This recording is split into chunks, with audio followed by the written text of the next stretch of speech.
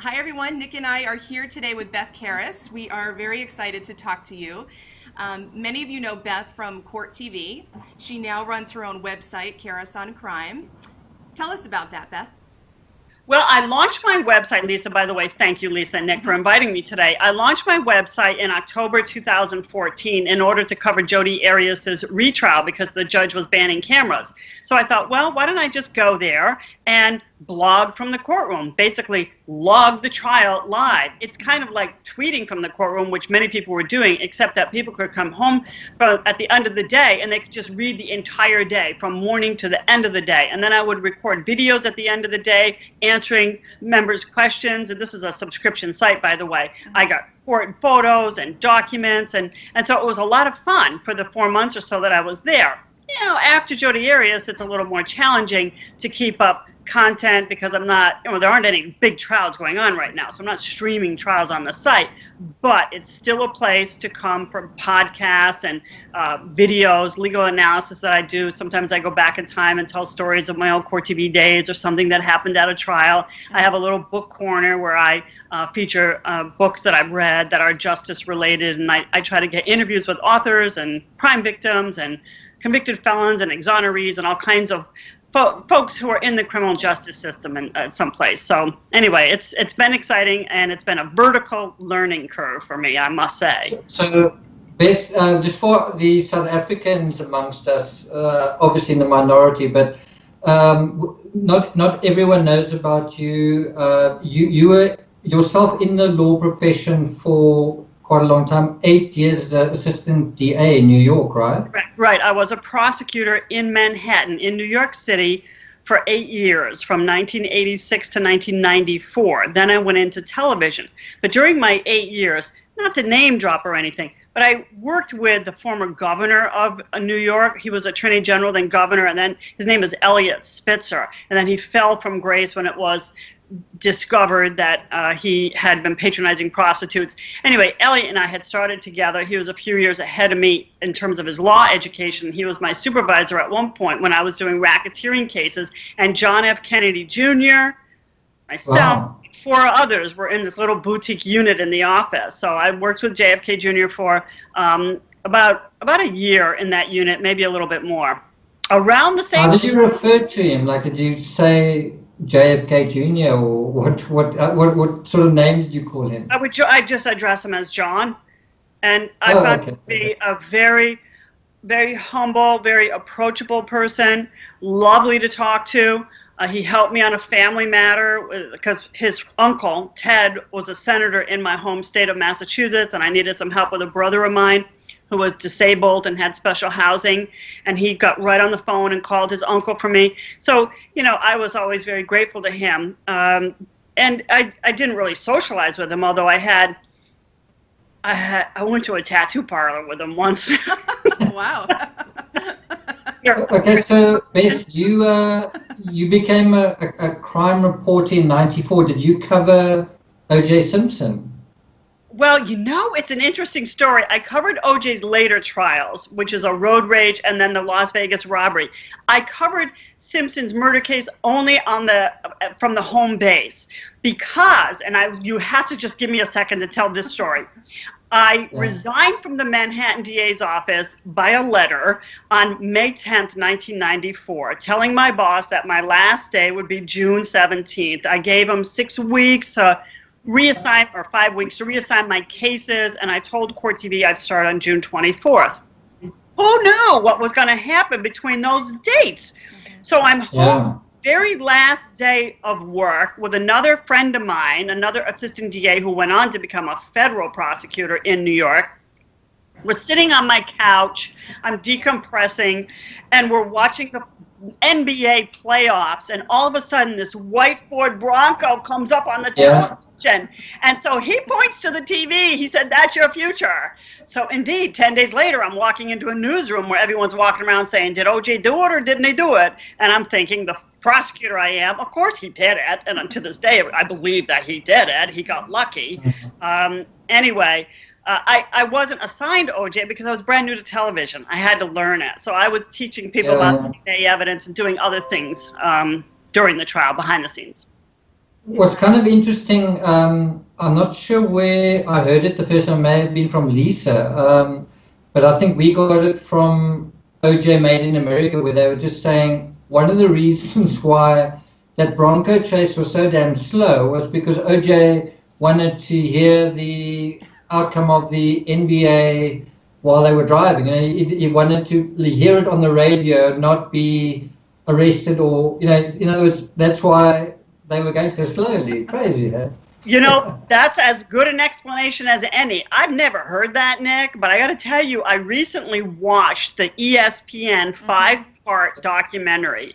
It was fabulous. I mean, I didn't watch the FX movie that was a drama, even though I was told it was quite good.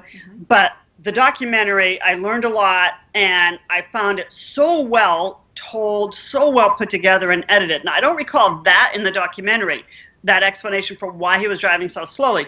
Could be. I mean, then he goes home anyway. I mean, it was the weirdest, most surreal Bronco chase, because it was hardly a chase in the traditional sense of the word. Absolutely. Yeah. Well, Well, one of the things I think we should...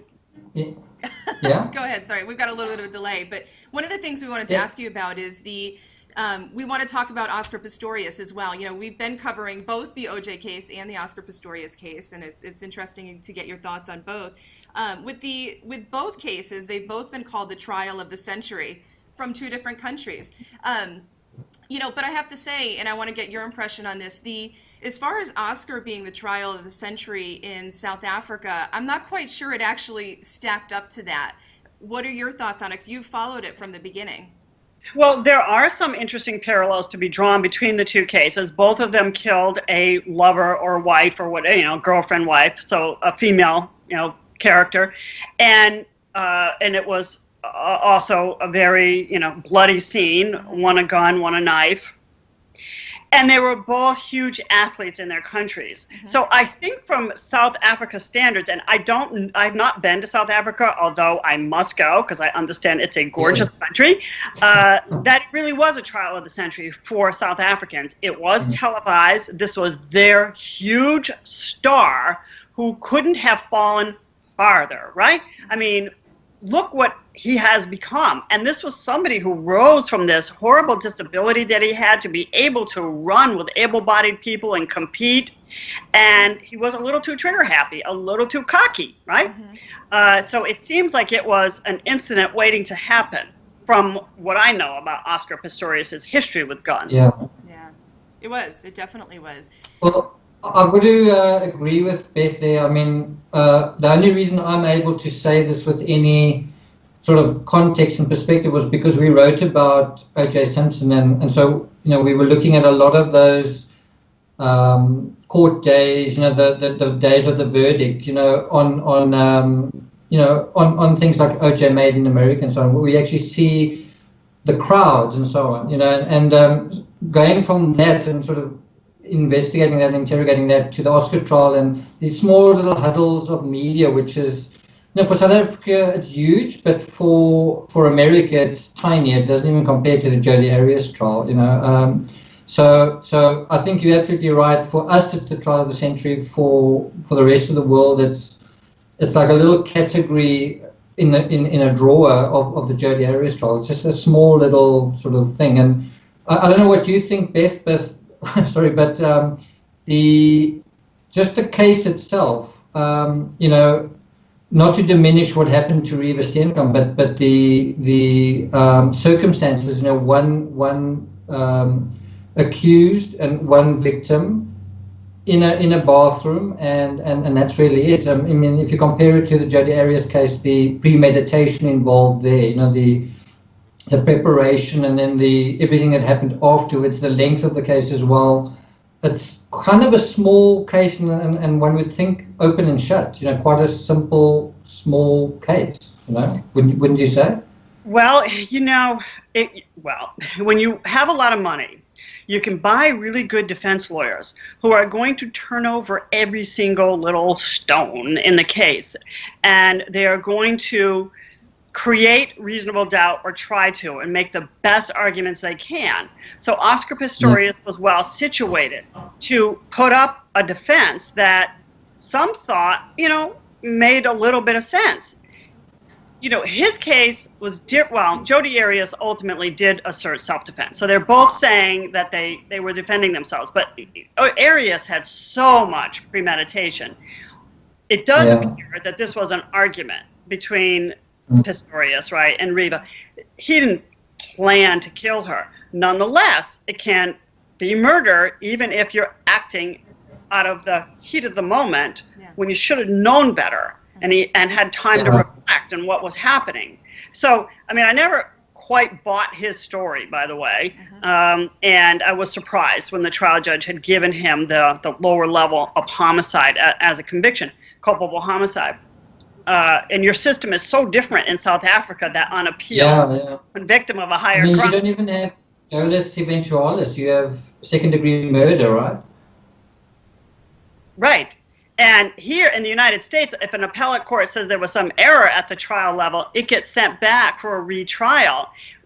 But for you, and we saw this happening in Amanda Knox in Italy, so other justice systems allow an appellate court to sort of act as the juror, but you don't have juries the way we do. So anyway, it's a totally different system and not something I completely understand, but obviously respect. So you're asking me a question about comparing the two. One is premeditated and one was acting in the heat of the moment. But he had time when he was running down that hall with a gun in his hand, I believe, knowing full well that she had just run down to the bathroom and locked herself in there.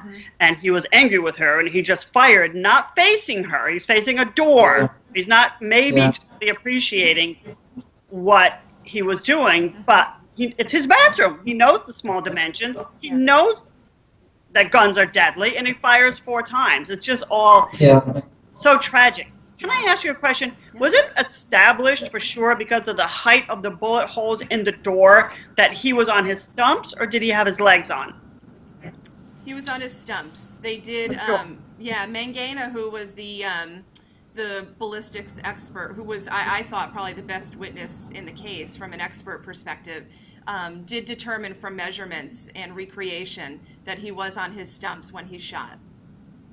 So he's able. But I did think because the angle of the bullets was slightly downwards, that I thought, he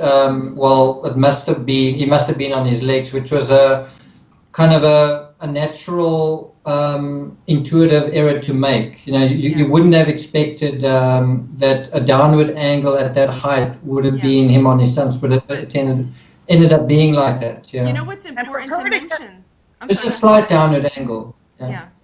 For her to get the wound to her head, she was clearly doubled over, folded over. So coming. That was the last bullet. The first bullet was to her hip while she was standing. But Beth, before I forget, I just want to ask you a question. If you were the prosecutor, right?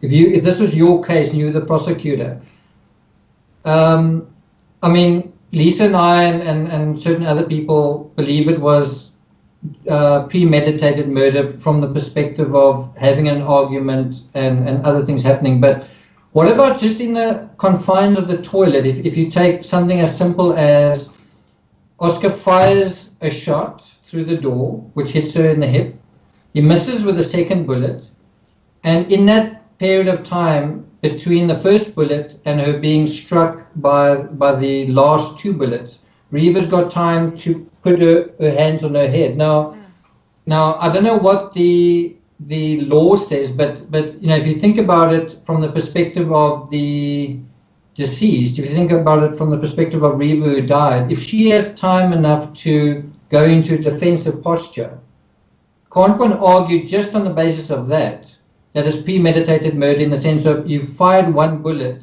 the time that it's taken you to fire again is long enough, if it's long enough for someone to react and go into defensive posture. It's more time to reflect. The definition of premeditation is having time to reflect on your actions, and that's not really defined how much time you need. I suppose technically, but I do want to say that there's another theory of murder. Premeditation is usually first degree, second degree murder can be, in many states have this theory in the United States, depraved heart or depraved indifference to human life. Yeah. So independent of your intent to kill or premeditation, it's the equal level of intent to kill, though, and premeditation is a little bit higher. You can act with such a depraved indifference to human life, with such a depraved heart, meaning you're firing into a small area through a door, knowing there's a person there, and you're firing several times. That is second-degree murder without having to worry about proving intent or premeditation. Yeah. The other thing which goes into that same argument is the last shot was the most lethal. Now is that blind luck from it's not a very good term to use, but was that just luck, from the shooter's perspective, or was that literally tracking a target, which again comes back to this idea of, wasn't it meditated? In other words, because Oscar was someone who was trained as a shooter, and something that I think is important to establish is you've got to imagine that Oscar's, in the ITV interview, you see Oscar saying,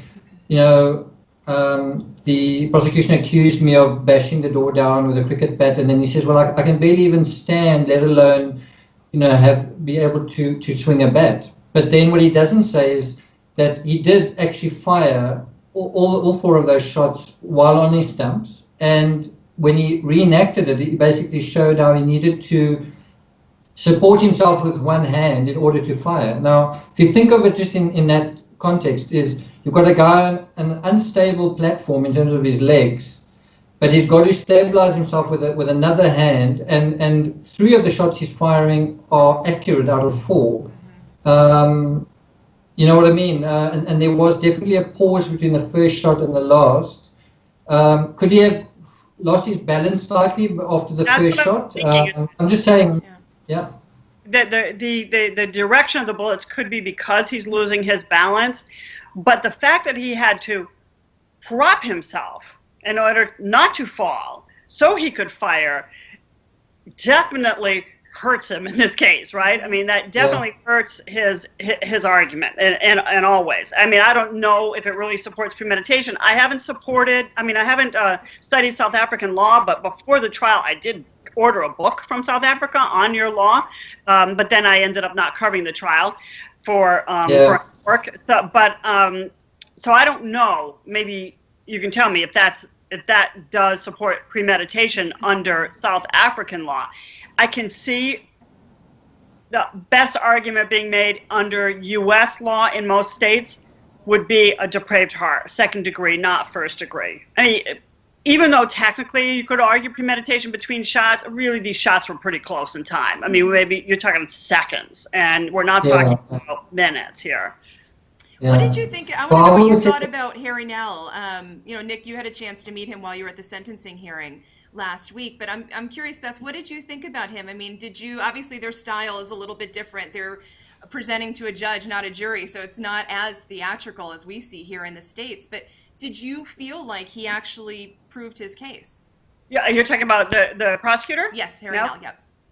From what I saw, and I did see a large part of the trial, I thought that they did a very good job. Mm-hmm. But Pistorius has good attorneys too. I've seen great defense attorneys dismantle prosecutions and just nitpick, and it works with juries. It's different when you're convincing a judge, but it worked with this judge too. As far as I'm concerned, that initial verdict was a big win for the defense.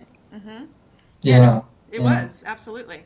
Can I ask you in that context, because we also felt that ultimately Oscar's been found guilty of murdering an intruder, not intentionally murdering Reeva Steenkamp. So again, if you were the prosecutor here, what do you think Harry Nell did wrong or could have done better to have addressed the actual crime? I kind of feel hesitant to comment on that only because I didn't see everything. But are you sure that the conviction now is murder of an intruder? Just because Oscar says it was an intruder doesn't mean that It was. Yeah. No, for sure.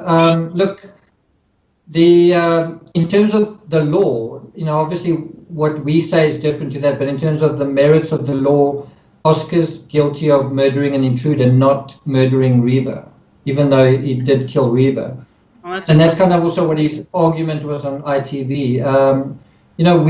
We thought that I was actually busy writing a book while the trial was going on, so I didn't have the benefit of hindsight. But what the judge did mention ultimately was, she said, if you're going to say there's an argument, if you're going to say X, Y, Z, then you've got to give me a motive. Intention, obviously, an intention is supposed to be sufficient, but if you're going to argue murder, you've really got to provide motive. Not that it's essential, but it's certainly useful for psychology. That's interesting. And I thought that was motive never an element of the crime in the United States, unless you're charged with a hate crime, where you have to. The prosecution has to prove you're motivated by somebody's gender or religion or race or something. But motive, it's good to show, but you try to show it if you're a prosecutor, to give the jury, the trier of fact, something to really sink their teeth into, but it is not a requirement. So for the judge, but give me a motive. Beth, you look at O.J. Simpson as well. What's so frustrating with that case is, and I think Lisa, you'll agree, is all that sort of testimony about the previous incidences of domestic violence to Nicole Simpson. Like this absolute, there wasn't not enough evidence. It was just all over the place. And yet, it's almost like in a way, it's obviously easy to say now, but in a way, it's almost like the prosecution dropped the ball in connecting that to a motive. Do you know what I mean? The impression I got from watching OJ Made in America was that at some point the jury just switched off. They got tired of seeing the same images. Wasn't that what we said? Well, first of all, the judge kept out a lot of the domestic violence from the jury. They heard some of it, but not all of it. And they keep it out. Judges will keep stuff like that out because they don't want the jury to convict based on the past. They got to look at the evidence in the courtroom in this one case. It is relevant. I used to argue, why are you keeping this out on the defendant's past? Yeah. Why should the defendant benefit from being an expert at this kind of crime, or having done something very close to it a lot, and then the jury doesn't get to hear it? But in any event, the jury didn't hear everything about him. But what lost it for the prosecution was the race card, right? It was Mark Fuhrman, and Fuhrman just should have admitted that he had used the N-word, the racial epithet, the horrible word. He should have admitted he used it, and then it would have hurt the prosecution case. But those tapes of him from Laura McKinney, where he was saying that over and over again, wouldn't have come into evidence. So that's what really lost it for them, I think. And I think at least one of the jurors seemed that maybe she changed her opinion today about O.J. Simpson. At least that seemed what I seem to recall from the series. Some of them have, and some of them flat out admit that they convicted because of they don't. Some of them don't really seem to feel badly about it. It's kind of interesting and disturbing. But Beth, you've seen the pictures of Reeva, all of them that were released at Barry Steenkamp's request. And so that's something that Nick and I have been talking about recently on our blog. There's a couple things I want to talk to you about in relation to that. The thing that we found really interesting is that, I think a lot of people feel like Oscar has been dishonest, but I don't think that they've had a full conversation about how dishonest, as far as what he did to the crime scene after the fact. Those pictures that we've seen recently, Nick and I feel pretty strongly, really support the fact that that scene was cleaned up. And we used an example of Nicole Brown Simpson as she was found at her crime scene to talk about how much blood is realistic in a crime like this. When you look at the totality of the scene, how much Oscar moved, who he called, what he did, I think that is hugely indicative of the fact that this had nothing to do with an accident and him trying to save her. When you look at Reeva's head, there's no way anybody thought she was alive after that shot. So I want to know what you think about that. Well, first of all, in comparing the two crime scenes, I do want to point out, that when Nicole Brown Simpson's throat slit and her head almost cut off, at least the knife wound goes into her spinal cord, there's going to be more blood. And she was there for a longer period. She bled out, right? I mean, she's not found for hours, as opposed to Reeva, she has several wounds and she's bleeding a lot. She's that gaping head wound, and head wounds bleed a lot, but it wasn't her throat. And he also gets her within minutes out of the bathroom. Her face being clean does seem to indicate it's been wiped off. But don't forget, I mean, OJ, for example, said, I didn't do it. And 12 jurors believed him, or at least believed there wasn't enough proof beyond a reasonable doubt. Oscar's always admitted it, right? He's always had to concede that he did it. So I'm not sure how much the blood evidence played into the judge's decision and how big it was at the trial, because he's admitting he did it. If he said that he didn't do it, and the blood trail, and blood tells a story. It can help you reconstruct what happened. So I think that it's a little bit unfair to Oscar, if you will, to compare the two, only because her throat wasn't slit. Yeah. Well, I think we can take it a step further, and Nick, I'm sure, and I'll give you a chance to talk too, but the thing that Oscar said in his testimony was that first of all, we know he called his neighbor before he called emergency and asked them to come immediately. He carried her down the stairs, and he said in court, Oscar testified that Reeva died in his arms at the bottom of the stairs, and that he was desperately trying to get help for her. He was trying to get her out the front door because he was trying to drive her to the hospital. He was also trying to resuscitate her. He was trying to give her mouth to mouth, and he even said he put his fingers in her mouth to open her airways. Obstruction, right? And there was no blood in there, right? She died very quickly. She wasn't. Right. So breathing in her. So I just want to say this, that little block is an absolute that's manufactured, and that is, and you can say, one can sort of come afterwards and say, but so what? We know that she died. Why would it matter if he says he tried to save her? Why would it even matter? Well, the point is, if you go into the psychology of this guy, like beyond the immediate court case, and you look at many other instances, he's done exactly the same thing. He hasn't denied being involved, but he's denied being as seriously involved. In other words, he will take a given set of circumstances and sanitize them, cover them up, and embellish them. And and what he then does is he acknowledges something's his fault without actually fully acknowledging it. That's his MO. Which is a very manipulative way of lying. Yeah, that's his MO. And that's what he was doing here too.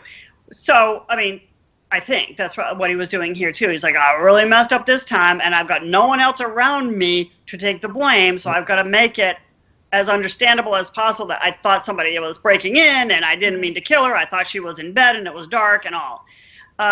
So I do agree with you that's, that does seem to be consistent with past behavior. Although I just don't know how much it hurts him if he was cleaning it up, perhaps because he's taking time to clean up, and when he should be just attending to her and getting help and whatever. But, I don't know how people think and how they act during these times, right? Thank God I've never been in a situation where I've had to cover my tracks, or I've hurt someone and I need to get them help, and I hope never to be in a situation like that. But I don't know how people think. Some react differently. Best to address what you said there, I don't know how it hurts him. I want to sort of put up a mirror there and basically say, if we are wondering about premeditation, right, and none of us are gods, we can't sort of go and get like an eye in the sky back in time. But obviously this is speculative, but if you can join the dots and basically make a very strong case for post-meditation. So in other words, someone who's pretending that someone's still alive when they're not, someone who is cleaning someone's body up when and the the comparison here is if you had killed someone by mistake, someone that you love by mistake, you would be devastated. There would be no time for theatrics and drama. You would literally be broken. You know, you would just be, there would be no act, there would be no performance, you would just be whatever, you know. So all I'm trying to say is if you take that post meditation, wouldn't that line up perfectly with premeditation? You know, that this whole idea of, I'm just saying, isn't it more likely if there's post meditation that there's premeditation, just as there was with Jodi Arias, just as there was with O.J. Simpson, you know, catching the flight and breaking the glass and, you know, everything carefully thought out.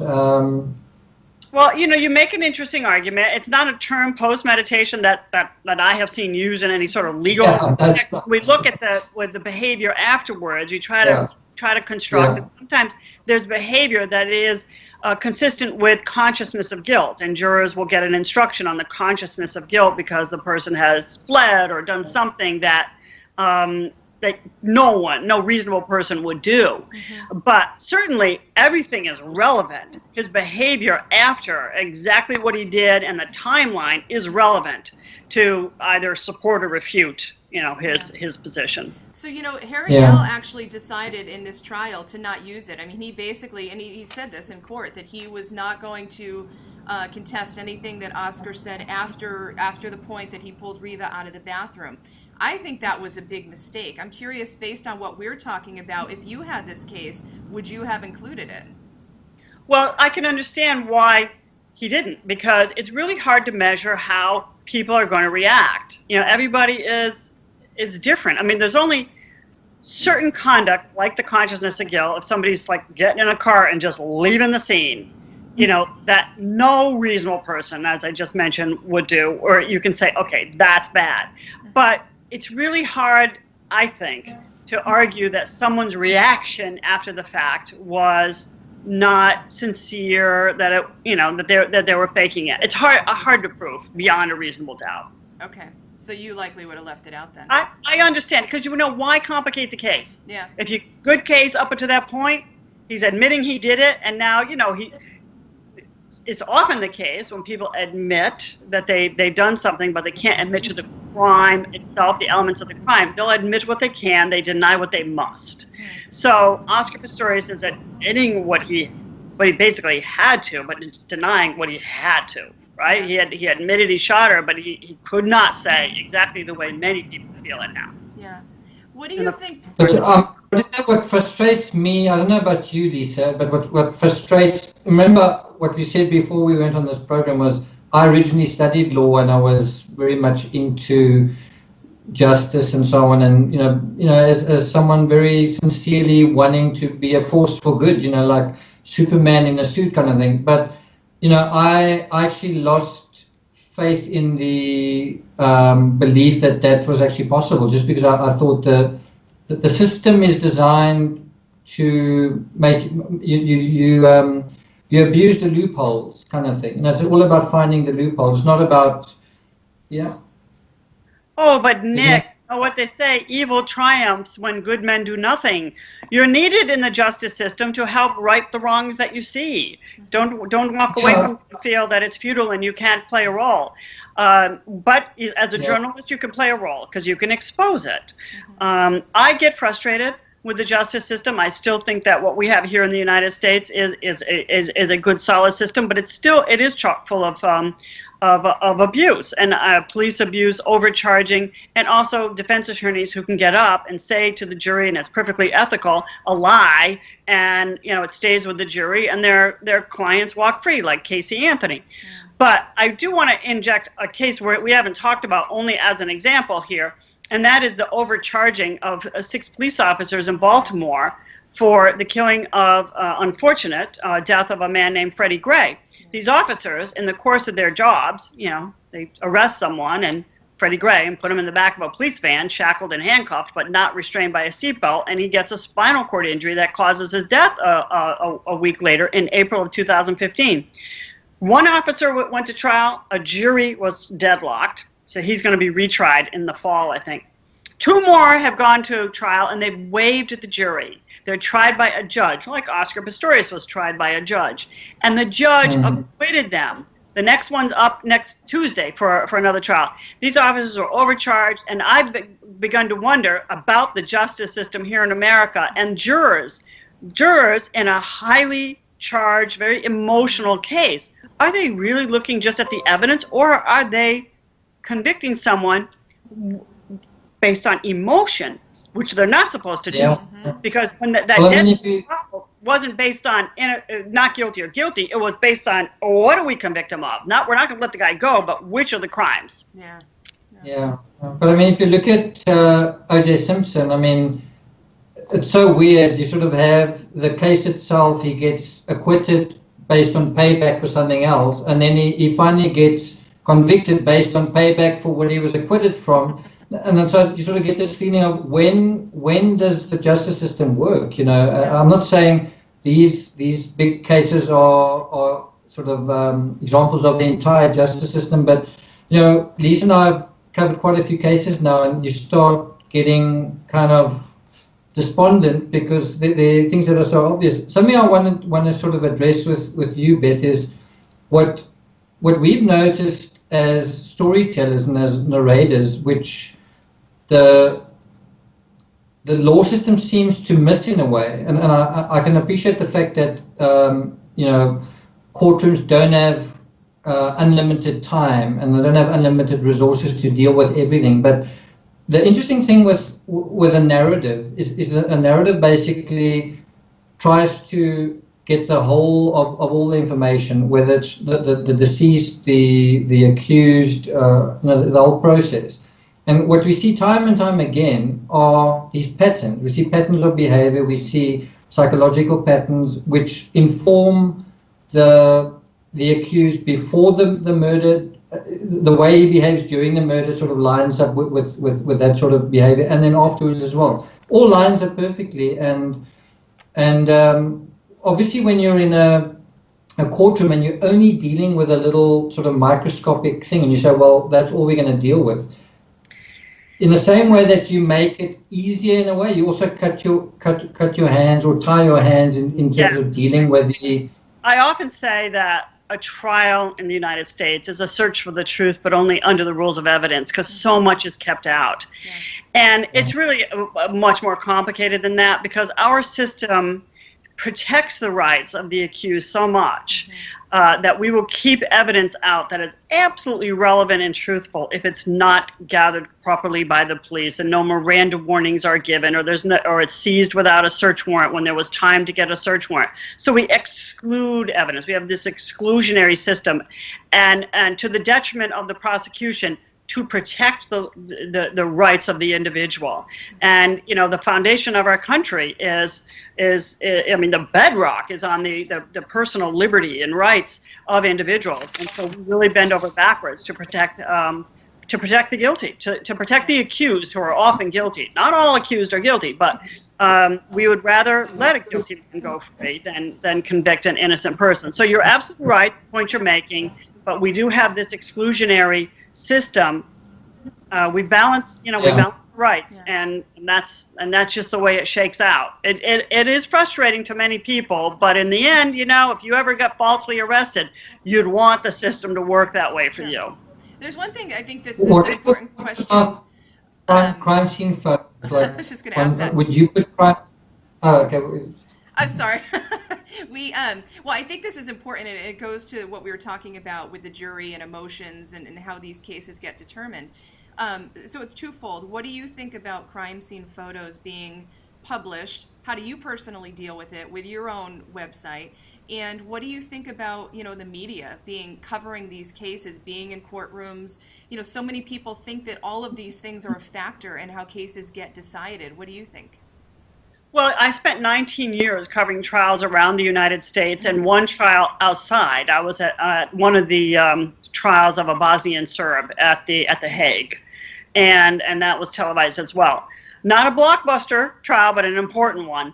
And so I am a proponent of cameras in the courtroom, because I have seen that it's important for people to see the justice system at work, to keep up their confidence in the system by watching it work. These courtrooms are public. People can go and sit in a courtroom, so why not just take it the next step and let it be televised? And I'm glad that the judge allowed the Pistorius trial to be televised, because these are our courts. This is our system.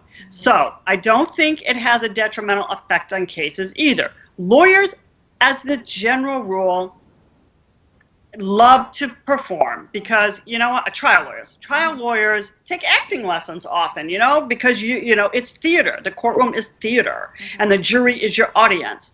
Some say the court of public opinion is the second audience, but okay, and perhaps it is.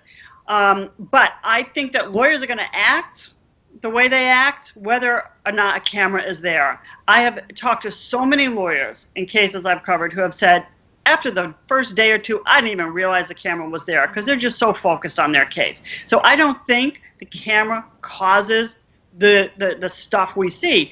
I've seen a media circus outside a courtroom where there's no camera inside. Michael Skakel, the Kennedy nephew, who was tried in 2002 for a murder he committed when he was 15. That has been overturned, by the way, and he's facing a retrial maybe. He's out now. But there have been other cases. Michael Jackson's child molestation trial in Santa Maria, California. There was no camera there, and it was just zoo outside with Michael Jackson fans and media from around the world. So the camera in the courtroom, I don't think is a problem, and I think the public has a right to see their justice system at work. What about the Johnny evidence? What about the Cox was pictures? also involved in Okay, that crime case, scene photos. Sorry, Nick. Okay, you know, I do think that you know, the media will self-censor. It's okay to show these photos, right? But it is really an editorial decision made from one entity to the next, TV station, newspaper, whatever, what they're going to show. And on my site, I have most of the photos from the Jodi Arias trial, for example, but I didn't put the photo up of that big gaping wound of Travis Alexander's neck. Although it's okay, you know, I think it's okay if people do put it up. It does satisfy the prurient interest, voyeuristic interest in some people who like to look at graphic photos. I'm not sure why people really like to look at these gross photos, but I have a book on gunshot wounds, and there are some really gross. It's a textbook. There's some gross photos in there, but to understand, you know, like how you can self-inflict and blow your head off, you know, I needed to look at these photos. In any event, you know, I think people just need to, you know, publish according to what they're comfortable with. And you know, if it's something that you don't mind people seeing, okay. I draw some limits on my site. Yeah. Nick, what do you think about that? What are you going to say? Yeah, well, I think in this particular case, it's been all about Oscar in the same way that the O.J. Simpson case was sort of all about O.J. And but it was different in this case because you never really heard Reeva's side of the story. You never, her parents didn't really. Yeah. Excellent point. Okay, and I do want to add something to that, because I have so many times spoken to the family members of murder victims after a trial saying, look, all we know about your child, your son, your daughter, is what happened on the autopsy table and what he or she looked like dead at the scene. Please tell us about your son, daughter in life. Who was she? And it gives them an opportunity. But at a trial, at least in the United States, you cannot talk about that kind of stuff. You cannot talk about the person in life unless it's relevant to, like, just before the crime or the relationship the two had, but not the wonderful person she was and all these things she aspired to do. That's for sentencing, either a sentencing phase, if there's a death penalty case, or the actual sentencing itself. Those are victim impact statements, and you give that later. But it's not relevant. It's going to prejudice the trier of fact to want to convict if you. But that's also, I mean, isn't that also called character evidence, right?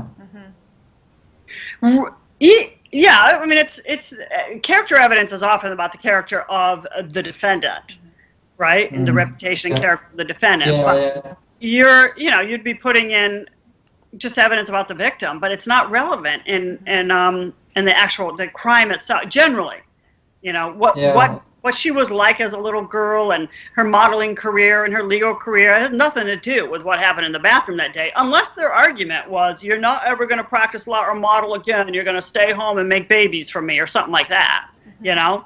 Well, look, what I think comes, again, this is more from a narrative perspective, I think, and the perspective of people watching the trial than the legal perspective, but you kind of get a sense also from the judge and even from the lawyers, you kind of get a sense where everything's hypothetical until you see sort of the crime scene photos. Everything's hypothetical and it's sort of whatever until, for example, when you saw Reeva's father testifying, you're seeing, right now I'm actually writing a chapter about Barry Steenkamp, and what's so crazy is this sort of mirror thing where you have a broken man, Oscar, and then you have a broken father. You have, this guy who is sort of just struggling to deal with his life, and then you have the father struggling, and you sort of compare which one is more authentic, and they don't see, it's like chalk and cheese, But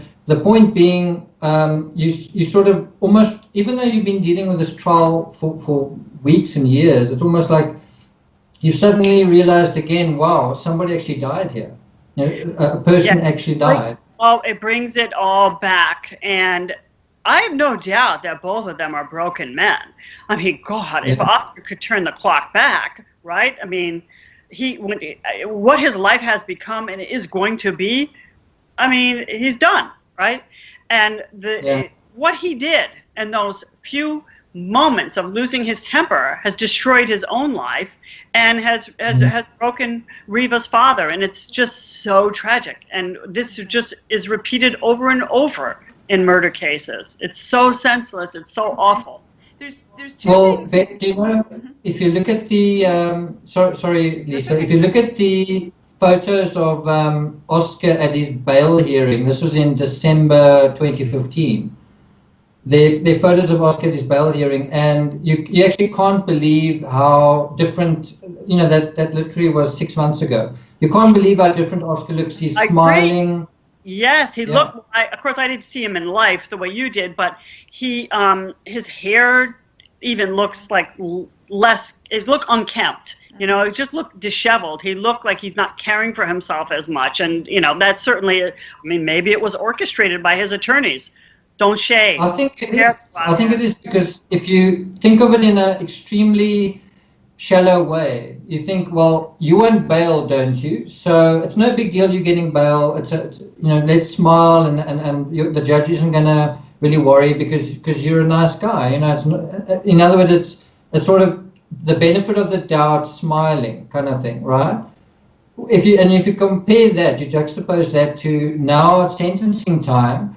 Now you are going to be sentenced. There's no doubt about that. But you can mitigate that by seeming like you're already suffering. You're not. We definitely don't want you smiling now. So we want you suffering at the maximum because someone's going to say, "Well, you're already suffering. We don't really want you suffering more than you have to." Let me ask you a question, Nick. Let me ask you a question. That bail hearing, was that before the appellate court convicted him of murder? After. Okay. So at that stage, Oscar knows I'm a convicted murderer waiting sentence, but now I want bail. This was in December 2015. Because the judge has discretion to mitigate down from the mandatory 15-year minimum, and so maybe it's part of an act. Yeah. Because what else did the judge knows all the evidence. Mm-hmm. So, I mean, she knows it all. She already gave him a 5-year sentence. There's no, I mean, he had to do something to have an argument that he should get less than 15. And what else could he do? So now you're making me think it might not be so sincere. Well, so I think I want to finish off with a couple of questions, and we've kept you for quite a while. So I just want to kind of wrap it up with a few things that I want to get your opinion on. So first of all, I want to know your opinion on Oscar's psychology. Is he a narcissist? Is he a sociopath, a psychopath? I want to know what you think about him. Well, I'm no expert, Lisa. I would say at a minimum he's a narcissist, but I don't know if he's a psychopath or a sociopath. I don't know. I just, he was a little too trigger happy for me. He liked his guns too much. And, he was compensating for, I think, being a big man for his disability. And he came so far in life, and kudos to him for competing with able-bodied men. I just wish he had a different personality. But at a minimum, I think he's a narcissist, but I can't say beyond that. Okay. So, Lisa, just to touch on that, Beth, which sort of high-profile murderer would you compare Oscar to? Like, who would he be kind of a match to, somewhere else? A high-profile murder, because it would have to be a self-defense, saying I didn't mean to kill her. I'm thinking. Because you did a good job in comparing him to OJ in that they were athletes and they killed lovers. What about OJ did say in some of his domestic violence things. He said that Nicole hit him. That was definitely. You know who I'm thinking of, Beth, is Phil Spector. Now it wasn't self-defense, but he was a gun-happy dude.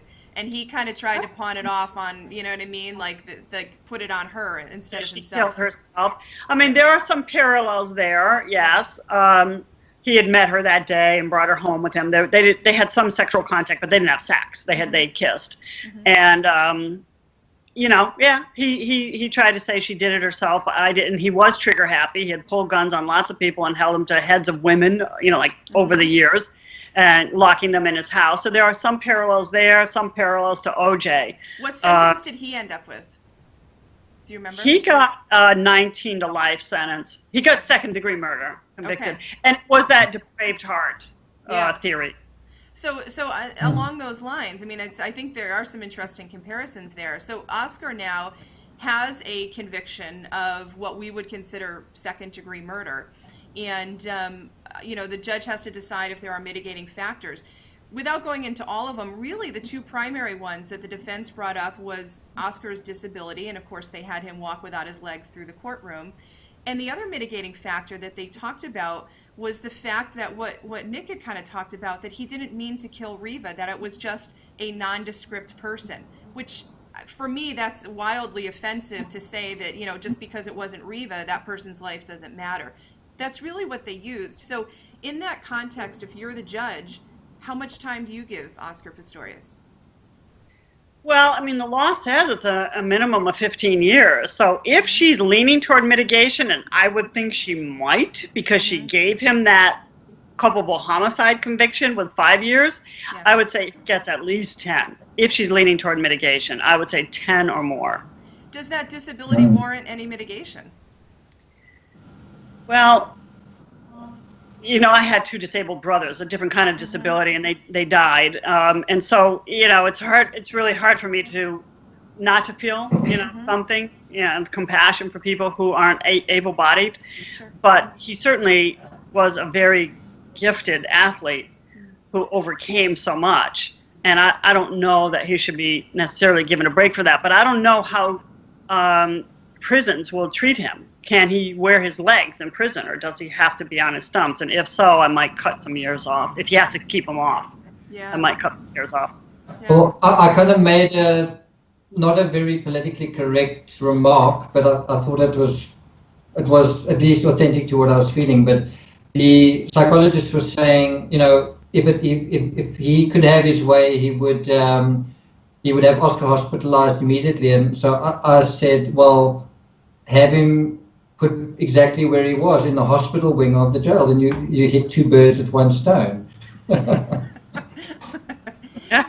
that whole thing about, I mean, that's a big part. That's a big problem with the defense's argument too. Is they're arguing that he was so unwell he couldn't testify at his own sentencing hearing. That he literally is so out of it. He's given up on life and really should be hospitalized. But then on the flip side of it, they're saying, and he said this in his interview, and this is a problem with interviewing before you're sentenced. He said, he wants to go on, he wants to help other people, he doesn't want to waste his life, he wants to be educated. They're two totally different arguments. I'm glad you brought that up. Yes, they do seem to be contrary. And I cannot believe he did that interview and that it aired before his sentencing. I mean, I can believe he did the interview, but maybe once he was in prison, he would not have been able. So he certainly couldn't have done it in his uncle's house, right? So for them to get the interview, they had to do it in advance of his sentencing, but he could have made an agreement with ITV. Well, he could have asked, don't air it till after my sentencing. Yeah. And I don't know if they would have agreed to that. Maybe he did ask that. But I think he did. I think the original, Lisa, you can correct me if I'm wrong, but I think the original schedule for the trial was that it would run until that Friday, and sentencing would be actually on that Friday, and then I think they adjourned. It was sort of adjourned for a later period, and I think by then the ITV thing had been fully established, and they couldn't get out of it, But what I also think was really interesting, I'm not sure if you caught this, Beth, in the interview. Oscar says something like, I'm prepared to spend 10 years in jail if that's what it takes. I'll do the maximum for culpable homicide, but I'm not prepared to spend 1 day in jail for murder. But nevertheless saying, I'm prepared to spend 10 years. If the judge is listening to that, she must be saying, okay, well, that's it. That's true. And I said 10 years. I am aware that I read that. When he gave this interview, though, he had already been convicted by the appellate court of murder, right? Yes. Yeah. So I don't understand why he made that comment, but whatever. Because he will absolutely refuse, even though that's his verdict, to accept it. And yet his expert on the stand says he accepts it. So that's a massive problem I have with Oscar is he is constantly contradicting himself between his own statements, his family's statements, and his lawyer's statements. Yeah, absolutely. Interesting. Yeah. So do you think the sentencing is really going to happen on July 6th? I do. Yeah, I think this is it. Yeah. And under South African law, will he go in that day, or will he be sentenced and then given a couple of weeks to get his life in order? No, I think it will be from the court, the way it happened previously as well. Yeah. Okay. Yeah. Wow. So interesting. We'll find out. It's different in America where like with the Supreme Court of Appeal, where he got convicted, then he got bail. That wouldn't happen in the States, would it? Or you got convicted and then got bail. Sometimes you can get bail, but generally not. Sometimes if you say, well, I got an appeal here, you're not awaiting sentence, but you have an appeal, and you make the argument and lay out some facts that you have a good chance of prevailing on appeal. But it depends. I mean, I've seen people get convicted and they're allowed out between the conviction and sentencing, but that's usually on white-collar crimes.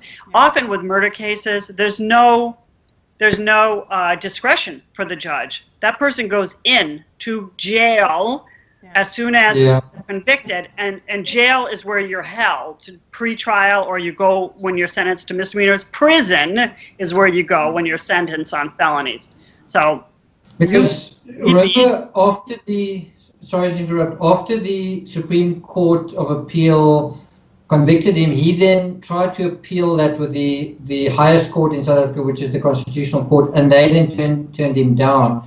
Now, that's kind of what a lot of people were saying is, you've now had your appeal turned down. Now, shouldn't you be in jail pending whatever happens after that? Why on earth, even the sentencing hearing, why on earth should you not be in jail then? But then people said, well, he is under house arrest. So I mean, we don't have the system you have, so he wouldn't on appeal been convicted of murder in the United States. But if he had been convicted of murder at trial, he would never be out. Yeah, he would never be out. He'd be in. So I mean, but look, good lawyering. He's a famous person. He has good ties to the community. Everybody knows who he is. It's not like he can escape easily. He's got this disability that does hinder his ability to. Well, I shouldn't say it hinders. He can run pretty fast. He can run pretty well. But we were surprised he didn't go on the run. Freedom. We were surprised that Oscar didn't like Jodi Arias, like OJ, try and even like Amanda Knox, try and sort of make a run for it, you know. But something I want to ask you, probably one of our last questions, Lisa, is something Reeva's father mentioned. You probably have a better handle on this as someone who was a lawyer for as long as you were. Reeva's plan was to, she studied law, she got a degree, she evidently did quite well, but then she wanted to follow her dream, and so her plan was to have a modeling career and take that as far as she could, and then her plan was to sort of once that, I don't want to say that ship had sailed, but once she'd taken that as far as she wanted to take it, or as far as she could take it, she would then kind of jump back into law and then carry on with that. The impression I got from studying Reeva's own narrative was actually that even though that was the plan, when she did try, I don't know how many people are aware of this, but when she did actually try to, because there was a period where she was really struggling with the modeling, I think around about, not exactly sure of the date, but it was about 2010, 2011. She actually made an attempt to you know, start a law career, and people kind of said to her, well, where have you been? You know, what have you been doing in terms of law for the past 5 years? And she didn't really have an answer. So as a result, she then went back into modeling. And the impression I got from that, which is you can't actually do that. You can't study law and then come back after 10 years and or whatever it is and just jump back in. What do you say to that? I say that's a bunch of hogwash.